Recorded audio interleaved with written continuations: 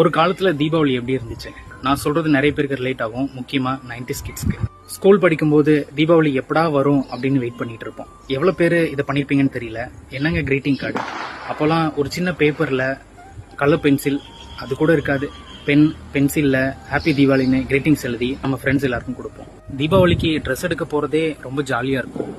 அதுவும் நமக்கு பிடிச்ச நிறைய ட்ரெஸ் இருக்கும், ஆனா அதை எடுத்து தர மாட்டாங்க. நம்ம சைஸை விட அந்த ட்ரெஸ் தொலைன்னு ஓவர் சைஸா தான் இருக்கும். பட்டாசு வாங்க கடைக்கு போவோம். அங்க நமக்கு பிடிச்ச நிறைய பட்டாசு இருக்கும்.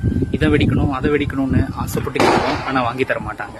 நமக்கு குறைஞ்சபட்சம் வாங்கி தர பெரிய வெடியே பிஜிலி வெடியா தான் இருக்கும். அந்த பட்டாசை வாங்கிட்டு வந்து வீட்டுல முத நாள் நைட்டு எப்படி வெடிக்கணும்னு கற்பனை பண்ணிட்டு இருப்போம். நைட்லாம் தூக்கமே வராது, எப்படா விடியும்னு வெயிட் பண்ணிட்டு இருப்போம். எண்ணெய் தேய்ச்சி குளிச்சு புது ட்ரெஸ் போட்டு ஃப்ரெண்ட்ஸ் கூட பட்டாசு வெடிச்சு ஸ்வீட் சாப்பிட்டு சன் டிவில படம் பார்த்து அந்த லைஃப் ரொம்ப ஜாலியா இருந்துச்சு. இப்போ என்னங்க தீபாவளி? பட்டாசு வாங்குற ஆசையும் ஆர்வமும் சுத்தமா இல்லை. மற்ற எல்லாம் நார்மல் டே மாதிரி தான் இந்த தீபாவளியும் இருக்கு.